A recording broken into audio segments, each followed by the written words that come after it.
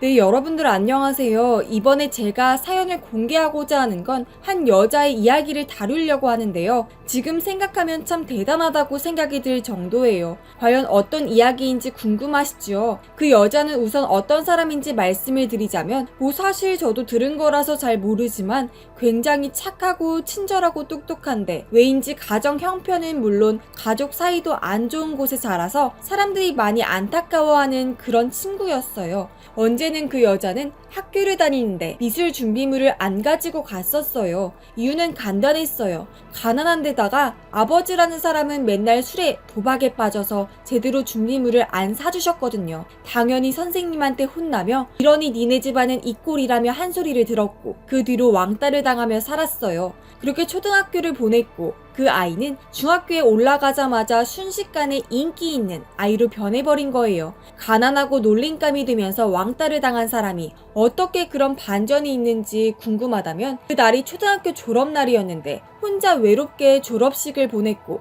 남들은 사진 찍고 그럴 때 혼자 먼저 집으로 가고 있었어요. 모두 다 졸업식장에 있는지 사람이 없었고 가게도 통 비어 있었어요. 그날 그 친구는 떡볶이를 먹으며 외로움을 달래주고 있었는데 거기에 하필 중학교 1층 같아 보이는 애들이 거기에 있었던 거였어요. 한마디로 말하자면 야수들의 모임에 양 한 마리가 온격이니 그 친구는 얼마나 무서웠을까요? 근데 그 일진들, 정확히는 언니들이 다가오더니 너 예쁘다, 우리랑 놀래? 지금 생각하면 절대로 가서는 안 되는 말이었지만 친구도 없고 가족들한테 외면당한 그 여자는 비록 양아치지만 자신한테 손을 내밀어준 그 언니한테 감사함을 느끼며 같이 다니게 되었어요. 그리고 알고 보니 그 언니들은 그냥 놀러 다니기 좋아하고 애들을 괴롭히지 않은 사람들이었어요. 오히려 자기 학교 내에서 학생 회장, 각종 부장들을 맡으며 지냈던 사람들이었어요. 단지 그날 학교에서 몰래 나와서 놀다가 만난 거라고 하더라고요. 그 뒤로 중학교에 올라가서는 그 언니들의 도움으로 가족들 도움 없이도 언니들한테 용돈 받으며 살았고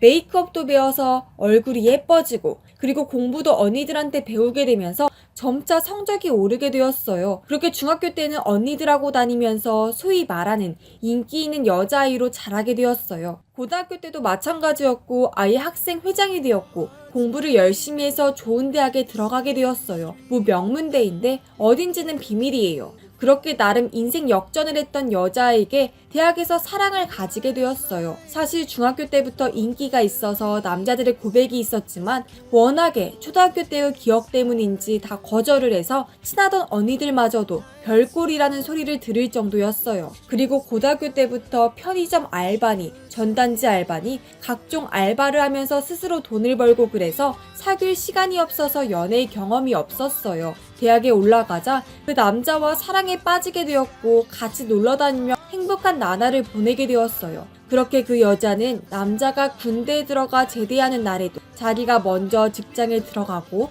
남자가 대학 졸업하고 취직할 때까지도 기다려주었어요. 그 남자를 계속 기다려주던 여자에게 소원이 있었어요. 바로 결혼을 그 남자랑 하는 것인데 남자는 이해, 응답을 해주었지만 시부모님은 인정해주지 않았어요. 그도 그럴 것이 부모님이 너무 형편이 없었거든요. 그나마 어머니가 정상이지만 아버지가 워낙에 술 마시고 난동 피우는 사람이라서 상견례 때도 술에 막 취해서 난동을 피워서 시부모님한테도 남자한테도 하운하자고 해서 겨우 뜯어말리고 그랬어요. 비록 나중에 맘을 바꾼 남자의 간청으로 시부모님의 결정을 바꾸었고 결혼을 하게 되었어요. 하지만 거기서 비극이 시작이 되었어요. 시부모님은 늘 여자한테 이래저래 잔소리를 하며 괴롭혔어요. 명문되면 뭐하냐, 집안꼴이 이러니 제대로 집안일을 못하지, 이런 건 기본이었고 남봉꾼이었던 아버지를 빗대어 아비가 그러니 딸이 그런 거라며 심지어 음식을 만들 때에도 분명 정성스럽게 만들어도 얼굴에 던지며 이게 음식이냐며 가족들이 보는 앞에서 그랬으니 그 여자는 자살까지 생각을 할 정도였어요. 그래도 꾹 참고 하다 보면 마음을 돌리시겠지 하며 인내를 했지만 그 바람은 끝내 다른 곳에서 터지면서 빛을 발하고 말았어요. 바로 남편이 바람을 핀 거였어요. 남편은 몰래 친구한테 부탁해서 여자를 만났고 그 여자는 나이도 어린데 굉장히 당돌하고 그래서 남편의 마음을 확 잡았고 하도 시댁과 트러블이 있는 그 여자를 꼴보기가 싫어지게 되었어요. 그 뒤로 그 남자는 야근이니 하며 몰래 그 여자와 만나 데이트를 하게 되었고, 주말에 같이 등산 동호회에 들어가서 몰래 산에서 알콩달콩하게 보내고, 그렇게 스릴 넘치는 바람을 보내고 있었어요. 더 큰 문제는 시부모님은 오히려 그 상간녀를 더 좋아했어요. 이쁜 건 둘째 치더라도 집안도 좋았고 그랬는데, 한 가지는 좀 멍청하다는 정도. 그럼에도 시부모님은 여자가 너무 똑똑하면 안 된다며 그 상간녀를 좋아하셨고, 그래서인지 그 여자가 처음 인사드릴 때보다 더한 환영을 해주었고, 그 여자 몰래 맛있는 저녁을 사주고 그랬어요. 그 뒤 남편은 여자한테 추석이든 설날이 힘드니까 쉬라고 말하며 상간녀와 데리고 살면서 사실상 정식 부인 마냥 인정하고 다니면서 시댁에 들락날락 거렸으니, 사람들은 그 여자 보고 너무 바보 아니냐고 말했어요. 시댁들도 이렇게 하면 아무것도 모르게 보내면서 나중에 이혼을 하면 되겠구나 하며 남자의 바람을 이유가 있다며 감싸주곤 했어요. 하지만 그건 그들만의 착각이었어요. 상간녀의 아버지가 작은 기업을 운영하는데 그 기업에 수주를 넣는 기업이 있었어요. 근데 그 기업이 앞에서 여자를 도운 언니들 있죠. 그 언니들 중 한 명의 아버지가 운영을 하고 있었어요. 그리고 그 언니는 거리 때문에 상간녀 회사에 방문하는데 자연스레 상간녀의 대화를 듣게 되는 경우가 한두 번이 아니었고, 최근에 자기가 아끼는 동생인 그 여자의 남편이 언급되며 이상한 소리를 해서 그 여자한테 모든 걸 말해주었어요. 여자는 자기 남편이 바람을 피우고 있고 시댁들은 오히려 반긴다는 걸 진작에 알고 있었고, 그 뒤 사람을 부탁하거나 직접 뛰어서 증거들을 모았고, 추석이나 설날에는 언니들한테 부탁해서 변호사와 상담을 하는 등 남편과 시댁을 골려먹을 대책을 세우고 그랬어요. 그렇게 시간이 흐르고 추석이 끝날 때쯤 남자는 집에 들어가면서 쉬려고 했지만 그 집의 비밀번호가 바뀐 거였어요. 남자는 이게 어찌 된 건지 살피니 자기 짐들은 밖에 버려져 있었고, 문을 계속 두드리니 다른 사람이 살고 있고, 그래서 남자는 여자한테 전화를 걸었더니 그 여자는 이렇게 말했어요. 그동안 그 여자랑 행복하게 잘 보냈지. 이젠 그동안 참은 거 보상받을 차례야. 그 여자는 언니들이 머무는 집에 있었고, 그 뒤 변호사를 통해 각종 소송을 걸게 되었어요. 가정 폭력은 기본이었고, 그 외 시댁이 빌린 채무 같은 문제도 고소에 들어가게 되었고, 남편의 추악한 진실인 바람은 언니들의 도움으로 회사 지인들한테 퍼지게 되었어요. 가뜩이나 집은 제 명의로 해서 집에 지낼 수가 없었고, 막 바람을 피우는 커플이라고 그 상간녀와 같이 욕을 먹고 그랬는데, 결국에는 헤어지면서 남남이 되면서 헤어지게 되고, 시부모님은 자기 노후 재산을 주식에 투자해서 돈이 없는데 그 여자한테 패소해서 벌금을 내야 하는데 그걸 못 내서 이래저래 울부짖고 있다고 하더라고요. 정말이지 통쾌하지 않나요? 그 여자가 참 화가 날 법한 때 침착하게 증거를 모으고 고소를 때리는 것 보면 제가 지금 생각해도 이해가 안 되더라고요. 어찌 그렇게 침착하게 하는지. 그리고 그 여자 누구인지 말해주자면 저예요. 네, 바로 제 이야기예요. 남자는 남편이고요. 저는 원래 왕따를 당하고 그랬는데 언니들의 도움으로 인생이 바르게 되고 남편이 바람을 피우고 시댁이 절 버린다는 사실을 알았을 때 언니들이 오히려 잘 대처해서 제대로 복수하도록 도와줄게 하며 도와주고 그랬어요. 진짜 그때도 남편이 바람 필 때도 언니들이 아니었으면 제가 지금까지 어떻게 고생을 할지 상상이 안 되네요. 어쨌든 전 여기까지 마무리를 할 테고요. 그 언니들과 영원히 살았으면 좋겠네요. 그럼 안녕히들 계세요.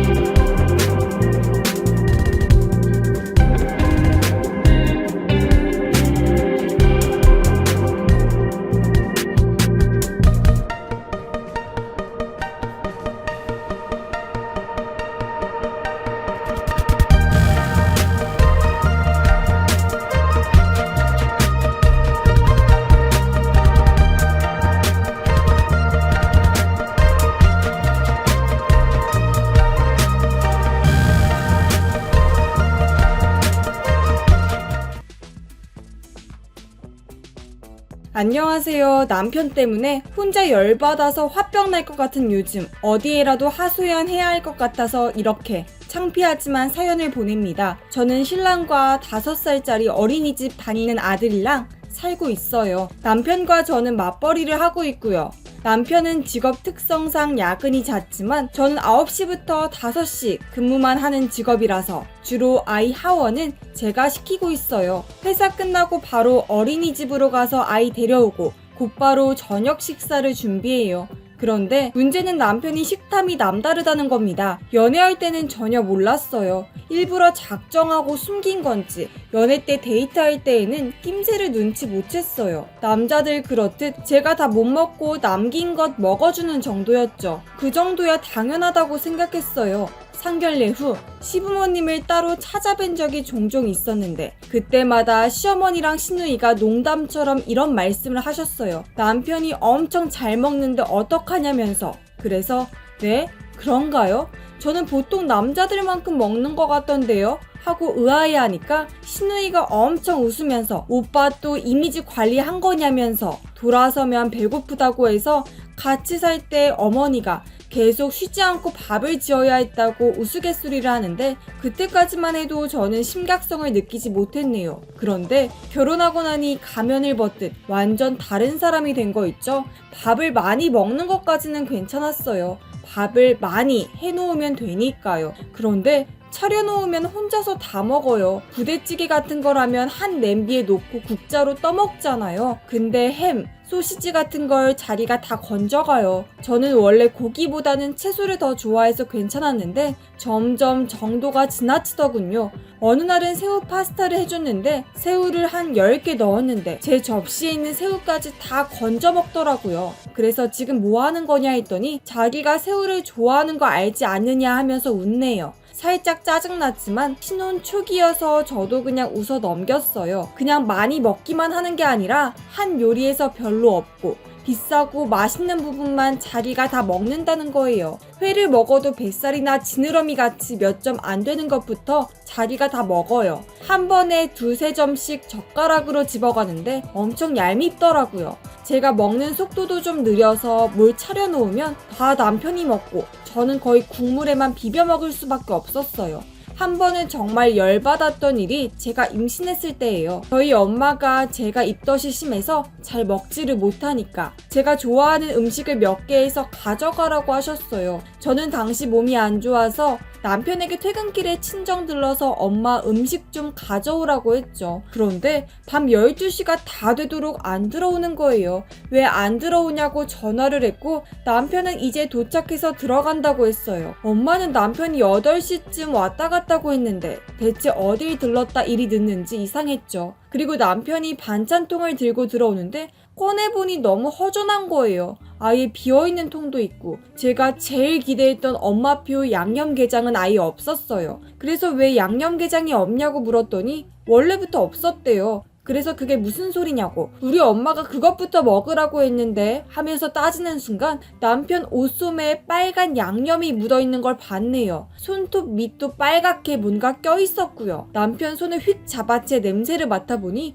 양념 냄새가 났어요. 그래서 어떻게 이럴 수가 있냐. 네 새끼 품은 마누라는 입덧 때문에 아무것도 못 먹고 있는데 딸 생각해서 나이 70 먹은 장모님이 해주신 음식을 네가 다 처먹냐고. 알고 보니 친정에서 음식 받아오고 저한테 양념게장 뺏기기 싫어서 차 안에서 다 먹고 온 거였죠. 자기가 양념게장 킬러인 거 알지 않냐고. 장모님 양념게장이 진짜 맛있어서 순간 이성을 잃었다는데 그때 이혼을 한 해 만에 했는데 그때 그냥 이혼을 했어야 했나 봐요. 당장 세상에 나올 아이를 생각해서 그냥 넘어갔던 게 정말 아직도 후회스럽습니다. 그때부터는 저도 제 살 길을 찾기 시작했어요. 음식을 하면 제 것을 먼저 덜어놓고 남편한테 나머지를 주었고 난 애초에 이것만 먹을 테니 내 음식에 손대지 말라고 단단히 일러두어야 했습니다. 이 짓을 매 식사 때마다 해야 했어요. 남편은 치사하다며 뭐라 했지만 저는 무시하고 제 몫을 챙겨 먹어야 했네요. 그렇게 아이를 출산했고 아이는 제 몸이 약한 탓이었는지 좀 미숙하게 태어났습니다. 임신했을 때 잘 먹지 못해서 아이가 선천적으로 약하게 태어난 것 같아서 늘 아이에게 미안했어요.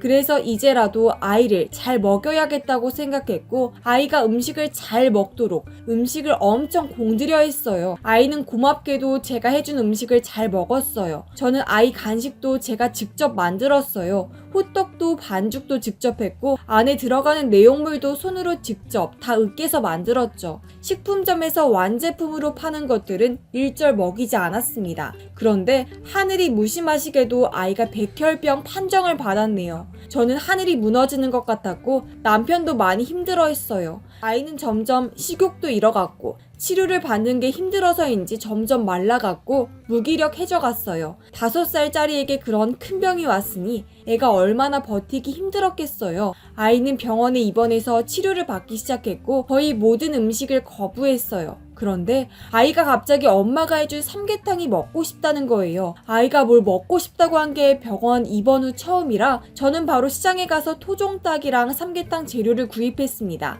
얘가 소화를 혹여나 못 시킬까 봐서 닭 한 마리는 하루 내내 고아서 살도 다 찢었습니다. 혹시 몰라서 닭죽까지 만들어주려고 한 거였죠. 진짜로 씹지 않고 넘겨도 될 정도로 엄청 부드럽도록 오랫동안 끓였어요. 에어컨을 켜놔도 계속 불 앞에서 휘젓고 있으니 너무 더웠지만 그래도 아이가 잘 먹어줄 생각에 더운 것도 모른 채 계속 음식을 했어요. 삼계탕과 닭죽을 다 해놓고 그릇에 넣기 전에 식히는 동안 저는 너무 피곤해서 잠깐 침대에서 잠을 잤네요. 얼마나 잤는지. 남편이 퇴근하고 들어와 부시럭거리는 소리에 화들짝 깼어요. 남편은 씻는다며 화장실에 들어갔고 저는 빨리 아이 갖다 주려고 음식을 싸려고 주방으로 갔는데 눈앞에 벌어진 모습은 정말 말도 안 될 정도로 처참했습니다. 식탁에 늘어진 닭뼈들과 밥풀이 묻은 빈 그릇들, 죽이 묻은 국자까지 아주 개판을 쳐놨더군요. 제가 애 주려고 하루 내내 만든 것들을 남편이 저 자는 동안 들어와서 자기가 다 먹은 것이었어요. 그렇게 시끄러운 사람이 제가 깰까봐 얼마나 조용히 먹었는지 밤기 밝은 저는 까맣게 몰랐네요.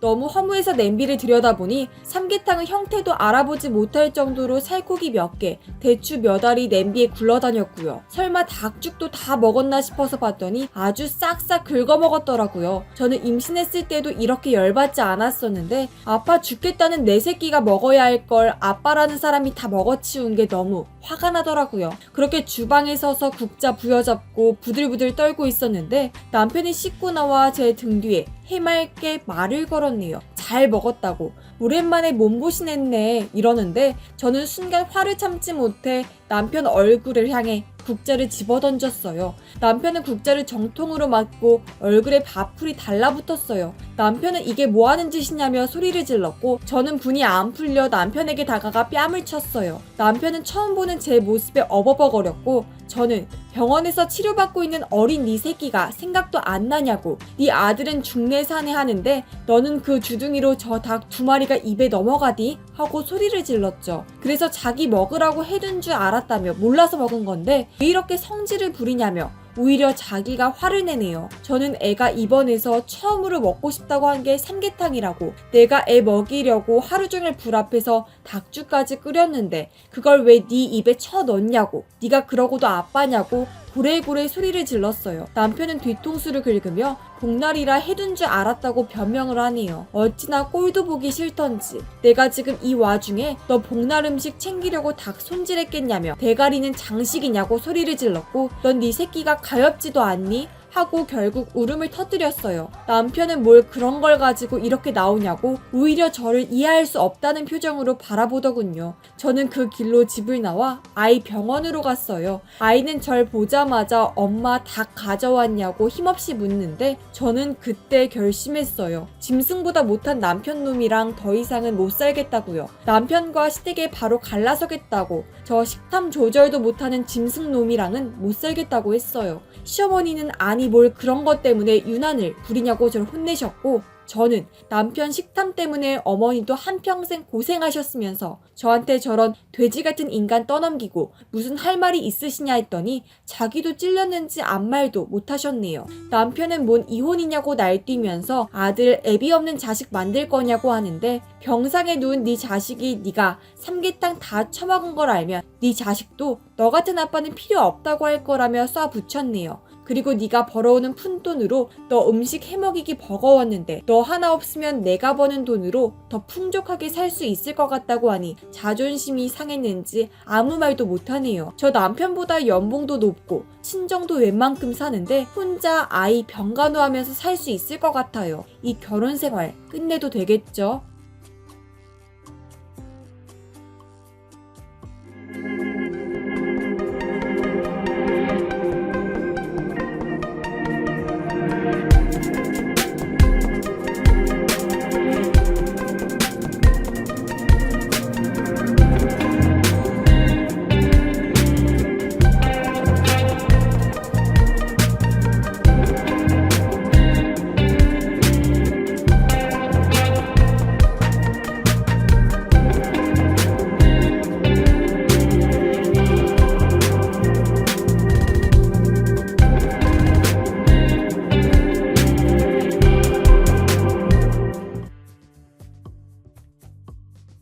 안녕하세요. 저는 결혼한 지 2년 된 새댁입니다. 주변에서는 신혼이라고 아직 깨가 쏟아지겠다며 시댁에서도 이쁨 받을 시기라며 행복한 줄 아는데요. 전혀 그렇지 않거든요. 남편과의 문제는 없습니다. 문제는 깐깐한 시어머니에게 있었네요. 제 속사정을 어디 털어놓을 데가 없어서 이렇게 사연을 보내봐요. 처음에 시부모님께 인사 갔을 때는 아무 문제도 없었어요. 시어머니께서는 항상 음식을 차려주셨고 저는 할 게 없었죠. 저희 엄마는 직장 생활을 하셔서 김치 한번 담궈본 적 없으셨고 그래서 저희는 백화점 식품관이나 반찬 가게에서 산 반찬, 김치 같은 걸 먹으면서 커왔죠. 그런데 시어머니가 집에서 음식을 만들어 내오시는데 집밥 먹는다는 생각에 엄청 열심히 먹었었네요. 시어머니는 하나뿐인 아들을 장가 보낸 게 내심 서운하셨는지 저한테 그다지 살갑게 대해주질 않으셨어요. 시누이에게도 말해보니 어머니 성격이 원체 까칠하고 상냥하신 성격이 아니라고 해서 그냥 그런가 보다. 원래 성격이 그러신 분인가 보다 하고 별 신경 안 썼어요. 오히려 제가 시어머니 마음에 들고 싶어서 안달이었죠. 애교도 부려보고 어떻게 하면 어머니 마음에 들까 생각했죠. 그런데 결혼하고 몇 달 지나지 않아서 시어머니께 전화가 왔어요. 좀 있으면 자기 생일인데 저한테 생일상 받아보고 싶다고요. 저는 당황해서 제가 좋은 식당 예약해드리면 안 되냐고 했더니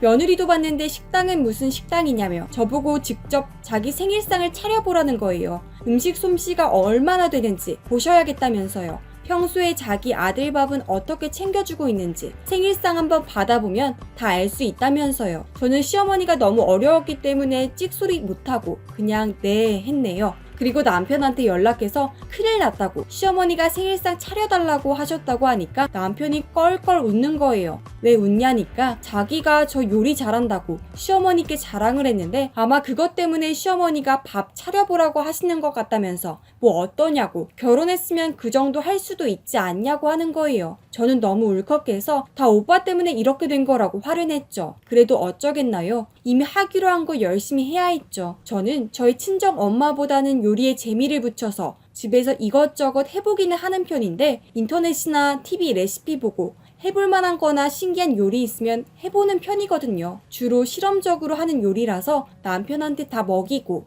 남편에게는 생소한 음식이니까 제가 요리 실력이 있다고 생각한 거죠. 아무튼 뭐랄까 하다가 성게 미역국이랑 한우 갈비찜을 하기로 했어요. 어머님 생신 전날 회사에 연차 쓰고 산지에서 퀵으로 시킨 성게를 하루 내내 손질했네요. 성게 뜯다가 가시에 찔려서 손에 피도 맺히고 성게알을 티스푼으로 하나하나 다 긁어서 찌꺼기까지 다 손질했네요. 한우도 아침부터 물에 담궈 핏물 빼고 기름기 칼로 일일이 제거했고요. 전날은 진짜 재료 손질만 하다가 하루를 다 보냈네요. 남편은 옆에서 보고 조금씩 도와주다가 지쳐 먼저 잤어요. 저한테 정말 지극정성이라고 어머니가 엄청 좋아하실 거라고 했죠. 그래서 저도 힘들게 준비한 만큼 시어머니께서 맛있게 드셔주시길 바랬어요. 다음날 준비한 음식 바리바리 시댁으로 싸들고 가서 정성껏 저녁상을 차렸어요. 시댁 식구들이랑 시어머니 정말 개눈 감추듯 다 잘 드시더라고요. 잘 드시는 모습 보니까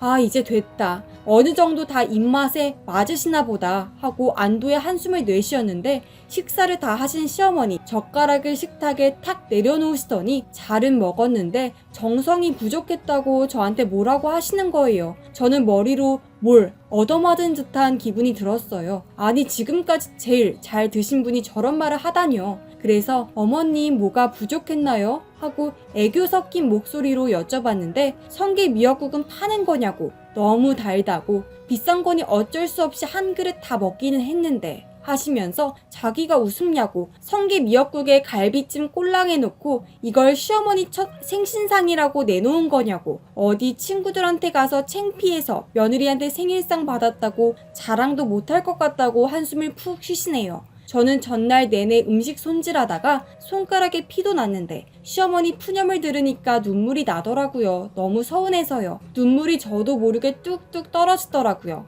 남편이 당황해서 엄마 왜 그래? 이거 이 사람이 어제 하루 종일 준비한 건데 하고 쉴드를 쳐줬고, 시어머니는 저한테 뭘 잘했냐고 눈물을 뚝뚝 흘리냐면서 어딜 시엄마 생일상 앞에 두고 눈물을 짜냐고 뭐라 하셨어요. 그렇게 시어머니 첫 생신은 끝났고 저는 시어머니께 좀 많이 서운한 상태였어요. 그래도 다음에 또 식사를 차리게 된다면 차라리 반찬 가짓수를 많이 해서 한상 휘어지게 차려봐야겠다는 바보 같은 생각까지 했었네요. 얼마 있지 않아 또 시아버지 생신이 찾아왔어요. 아버님 생일은 시누이 집에서 하기로 했는데 제가 욕심이 나서 음식은 제가 한다고 해버렸어요. 이번에는 시어머니께 한 소리 안 들으려고 이모 손까지 동원했어요. 저희 이모가 전통 음식 이수자이신데 이모한테 부탁해서 신선로랑 구절판, 떡갈비, 간장게장, 그리고 남도식 물김치, 파김치 종류별로 준비하고 갖가지 나물도 다 직접 무쳤어요. 이번에는 정말 좋아해 주시겠지 하고 한상 휘어지게 차려드렸습니다. 시아버지는 이걸 다 어떻게 준비했냐고 너무 좋아해 주셨어요. 시어머니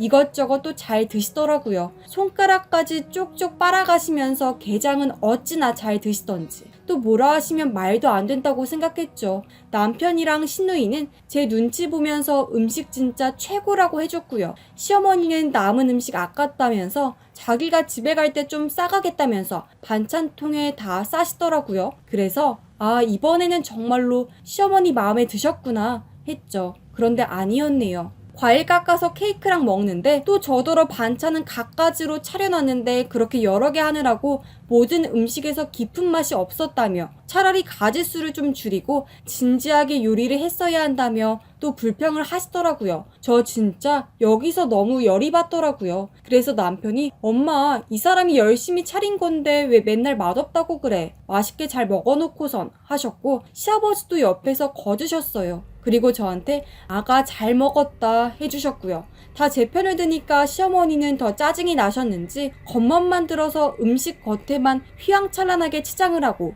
음식 본연의 맛이 부족했다느니 제대로 할 줄 아는 것도 없으면서 흉내만 낸 거지 라고 하시는데 진짜 내가 뭘 위해서 그렇게 열심히 음식 준비를 했나 화가 나더라고요. 저도 이성의 끈이 끊어져서 말없이 주방으로 가서 시어머니가 가져간다고 싸놨던 반찬들 다 제 가방에 넣었어요. 시어머니가 뭐하는 짓이냐고 하셨고 입에도 안 맞는 거 뭐하러 집까지 가져가시냐고, 차라리 제가 가져가서 입맛에 맞는 제가 다 처먹겠다고 소리를 질렀어요. 시어머니가 지금 어디 어른 앞에서 버릇없이 소리를 지르냐고, 맛없다곤 안 했다고, 먹을만 하니까 가져간다는 건데 내놓으라고 하시는 거예요. 진짜 유치해서. 아까 맛없다고 산 음식보다 못하다고 하셨으면서 뭘 욕심을 내시냐고, 이거 제가 한 거 맞는데 궁중 요리하시는 친정 이모가 도와주신 거라고, 진짜 음식 맛도 모르시면서 아는 척 너무 하시는 거 아니냐고 따졌어요. 시어머니가 말문이 막혔는지 저를 무섭게 째려보셨고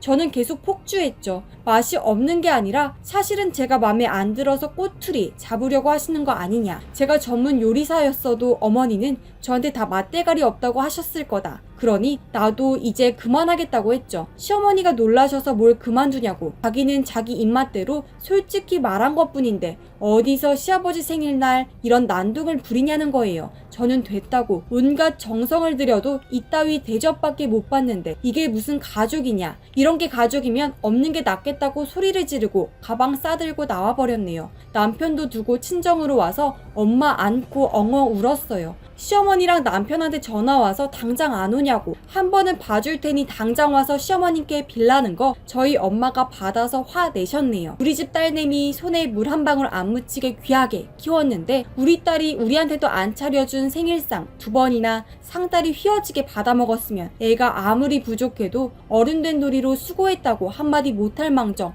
어쩜 그렇게 애를 쥐잡듯 잡으시냐. 우리도 이 결혼 다시 생각해야겠으니 연락할 때까지 전화하지 마시라고 했더니 기겁을 하셨네요. 엄마는 다 괜찮으니 제 맘대로 하라고 저 따위 시댁이면 이혼해도 된다고 토닥여 주셨어요. 그렇게 1년이 흘렀고 저는 이혼은 안 했네요. 남편이 그때 저희 엄마 전화 받고 바로 달려와서 무릎 꿇고 자기가 잘못했다고 용서해달라고 빌었거든요. 그래서 한 번은 넘어가기로 했어요. 시어머니야 안 보면 그만이니까요. 그 다음 시어머니 생일상은 중국집에서 짜장면이랑 양장피 시켜 먹었네요. 제가 다 준비한다고 해놓고 중국 음식 배달 오니까 시어머니 구겨진 표정을 아직도 잊지 못하겠어요. 그때 시어머니가 지금 이게 뭐 하는 짓이냐고 화를 내셨는데 어차피 제가 한 건 다 맛대가리 없으니까 맛있는 식당 음식 드시라고요 했더니 아무 말도 못 하시더라고요. 앞으로도 계속 시댁에서 음식 차릴 일 있으면 시켜 먹거나 사다 먹으려고요. 그리고 언제든 시댁 때문에 남편이랑 갈라설 수 있다는 걸 남편과 시댁에게 각인시키고 있네요. 그러니 저한테 싫은 티도 못 내고 저는 편하게 시집살이 하고 있습니다. 저 잘한 거 맞죠?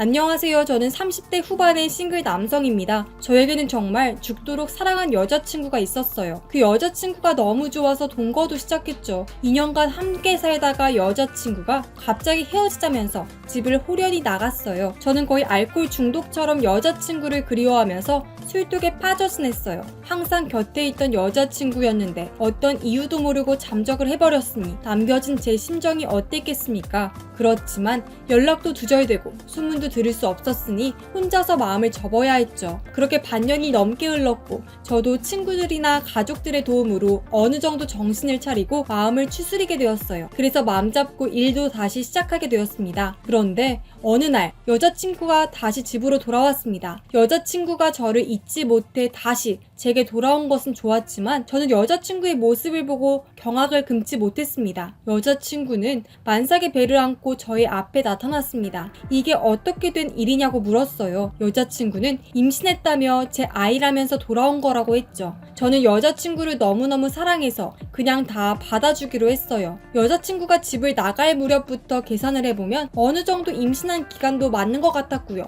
그리고 여자친구는 막무가내로 제 아이가 맞는데 자기를 의심하는 거냐고 했어요. 저더러 네 아이 맞으니까 너랑 나랑 키워야 한다고. 그리고 여자친구는 빨리 애 낳을 준비를 해야 한다고 저를 닥달했죠. 그래서 저는 여자친구의 출산일이 얼마 남지 않았기에 허겁지겁 모든 일들을 준비해야 했어요. 여자친구를 빨리 부모님께 보여드리고 결혼 허락을 받았죠. 저희 부모님은 탐탁지 않아 하셨지만 제가 친 사고라고 생각하셨으니 어쩔 수 없이 결혼을 하라고 하셨죠. 여자친구 배가 만삭이라서 결혼식은 못 올리고 아이를 호적에 올려야 했기 때문에 서둘러 혼인신고를 했어요. 여자친구는 저에게 또 다른 것을 요구하기 시작했습니다. 지금 살고 있는 투룸에서 애를 어떻게 키우냐고 하더군요. 저희 부모님께 말해서 돈을 좀 받아오라고 하는 거예요. 부모님께 받은 돈으로 큰 집으로 이사를 가자고 하는 거예요. 저는 당시에 여자친구 말을 무조건적으로 다 들어주었기 때문에 무리해서 이사를 했어요. 지금 사는 집 전세금 3천에 부모님께 부탁드려서 받아온 5천만 원, 그리고 모자란 금액은 제 개인 신용대출을 받아서 9천만 원짜리 큰 집을 겨우 전세로 구했네요. 부모님께서는 제가 결혼식도 올리지 못한 채 집해 가고 혼수 같은 걸 해가는 걸 못마땅해 하셨죠. 그래도 어쩌겠냐면서 이미 생긴 아이 키워야 하지 않겠냐면서 힘들게 부모님을 설득했습니다. 우여곡절 끝에 부모님 도움을 받아 방 3개짜리 빌라 전세를 들어가서 방 1개는 오롯이 아기 방으로 꾸몄죠. 아기 침대도 놓고요. 그렇게 여자친구는 급하게 준비했지만 건강한 아이를 출산했습니다. 아이는 건강한 남자아이였고 여자친구도 건강하게 태어났어요. 저는 갑자기 만나게 된 아이였지만 그래도 제 아이라고 하니 마냥 행복했습니다. 제가 프리랜서라 버리는 들쑥날쑥했고 그다지 부유하지도 않았지만 제 아기를 위해서는 돈을 아끼지 않았습니다. 무리해서 좋다는 유모차도 구입했고요. 애가 중간에 많이 아파서 병원비도 수백 들어갔네요. 여자친구는 애기 데리고 병원을 다녀야 한다며 앞으로 애 키우려면 집안에 차 1대는 있어야 한다고 우겼어요. 저는 여태껏 자동차의 필요성을 못 느낀 채 대중교통을 이용하며 지내왔거든요. 왜냐하면 저는 주로 집에서 작업하는 사람이라서 밖에는 미팅 이외에는 나갈 일이 없었습니다. 그런데 여자친구의 성화에 결국 저는 또 프리랜서 대출을 힘겹게 받아서 차 1대를 뽑았습니다. 괜찮은 중고차를 사려고 봐뒀는데 여자친구는 그러다 잘못돼서 사고 나서 애 다치면 어쩌냐고 무조건 새 차를 사라고 해서 무리해서 새 차를 뽑게 되었죠. 그렇게 저는 여자친구와 제 아이 이렇게 셋이서 단란한 가족을 꾸려나가고 있었습니다. 그러던 어느 날이었죠. 업무차 만나게 된 동료랑 술 한잔을 하게 되었습니다. 동료는 제게 이렇게 말했어요. 소문은 들었다고 여자친구랑 애를 낳았다면서 이러는 거예요. 그래서 맞다고 했죠. 숨길 게 없었으니 저도 숨기지 않았어요. 그런데 동료가 이상한 말을 하는 거예요. 제가 여자친구랑 잠시 헤어졌을 때 제가 너무 힘들어해서 아무도 말하지 못했다고요. 지금 그 아이가 네 친아이가 아닐 수도 있다고요. 아닌 게 확실하다고요. 저는 대뜸 그게 무슨 소리냐고 물었죠. 그랬더니 제 주변 사람들은 이미 다 알고 있다더군요. 사실 제 주변 사람들은 제 여자친구가 저를 떠난 동안 누구와 있었는지 다 알고 있었더라고요. 남들은 제가 친아이가 아닌 걸 알고도 품은 거 아니냐면서 그런 얘기까지 했다는 거예요. 그런데 제가 너무 여자친구를 사랑하고 여자친구에게 헌신하니까 제가 충격 먹고 잘못될까봐 아무도 저한테 먼저 그런 말을 꺼내지 못한 거였대요. 제 여자친구는 저희 집에서 나와 지내는 근 10달 동안 다른 남자 집에서 지냈다고 합니다. 같은 업계 사람이어서 건너 다 알고 있었대요. 저희 집에서 살다가 나가게 된 것도 그 남자랑 바람이 나서 그 남자 집으로 들어간 거였어요. 그런데 그 남자가 술만 마시며 여자친구를 패고 난동을 부렸대요. 임신까지 해서 버텨보려고 했지만 술만 마시면 돌변하는 그 남자 때문에 아이를 지키려고 나왔고 딱히 갈 데가 없었던 여자친구는 어쩔 수 없이 제게 다시 돌아왔던 거죠. 울며 겨자 먹기로 돌아왔는데 제가 너무 순진하게 다 믿을 줄 몰랐던 거죠. 제가 정말 친아이라고 믿으니까 여자친구는 한술 더 떠 집도 이사 가자고 하고 결혼도 하자고 한 거였어요. 차도 사달라고 하고요. 어차피 자기한테 돌아갈 곳은 딱히 없다는 걸 알고 모든 걸 다 저한테 맡긴 거였네요. 저는 너무 황당하고 열받아서 술을 연거푸 다 마셔버렸어요. 그리고 집으로 가서 여자친구에게 다 물어봤어요. 나만 몰랐던 이야기가 있는 것 같은데 그게 맞냐고 했죠. 그러니 여자친구는 시치미를 떼면서 무슨 소리냐고 그러더라고요. 이 갓난아이 머리카락 뽑아서 친자 검사할까? 아니면 솔직히 말할래? 라고 했더니 여자친구가 당황하면서 미안하다고 하더라고요. 사실 제 아이는 아닌데 이제 와서 어쩔 거냐고 묻더라고요. 혼인신고도 다 했고 이미 이 아이는 네 자식인 거라고요. 법적으로는 네가 네 아빠인 거 맞다고요. 그렇게 얘기하는데 여자친구가 참 뻔뻔해 보이더군요. 그래서 다 필요 없고 너는 네 애 데리고 나가서 살으라고 애 친아빠한테 데려다 주던지 난 너랑 이혼하겠다고 했습니다. 그러면 저 때문에 이혼하는 거니 위자료 내놓으라고 하는 거예요. 어이가 없어서 뭘 달라고? 하고 물었더니 제가 유책 배우자이기 때문에 제가 위자료랑 이 집, 제 재산의 절반을 분할해서 내놓으래요. 그리고 양육비를 내놓으라고 하네요. 이미 저랑 법적으로 부부인데 제가 이혼하자고 하는 거니까 이렇게 해야 된대요. 여자친구는 제게 너무 뻔뻔하고 당당하게 얘기를 했어요.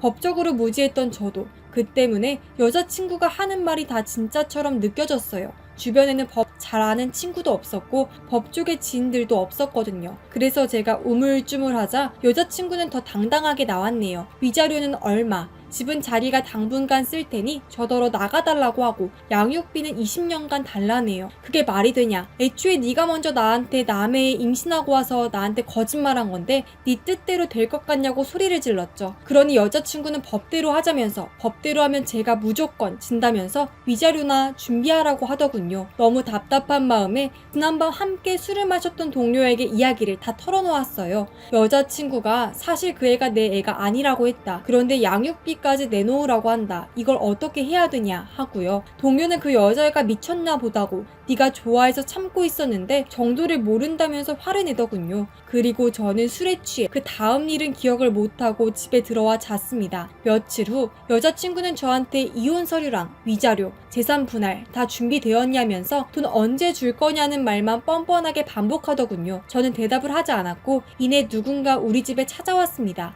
여자친구가 문을 열자 엄청 화들짝 놀라했어요. 바로 아이의 친부와 그 시어머니였습니다. 시어머니는 내 손주를 가지고 어디 남의 호적에 올리냐고 화를 내시며 여자친구의 뺨을 때렸고 그 남자는 아무 말 없이 서 있었습니다. 그대로 여자친구는 그 집 식구들에게 끌려나갔네요. 아이도 함께요. 저는 텅 빈 집에서 아기 침대를 멍하니 생각을 정리하고 있었습니다. 동료에게서 전화가 왔어요. 자기가 너무 열받아서 친부에게 다 말했다고. 친부도 여자 팬은 미친놈이 맞긴 하지만 여자친구가 더 미친 것 같다면서 어떻게 저한테 그렇게 못돼 먹은 짓을 뻔뻔히 하냐면서 도저히 두고 볼 수가 없었다네요. 그래서 그 다음엔 어떻게 되었냐고 물었죠. 아이는 시댁에게 뺏겼고 여자친구는 애를 내놓으라고 울고불고 난리가 났다네요. 그 동료와 전화를 끊자마자 여자친구에게서 연락이 왔어요. 지금 호적상 내 아이니까 제발 애를 뺏어달라고요. 그래서 이미 너랑 혼인 무효 소송을 걸었기 때문에 그 애는 더 이상 내 아이가 아니라 아무것도 해줄 수 없다고 했습니다. 사실상 그 아이는 처음부터 제 아이였던 적이 없었으니까요.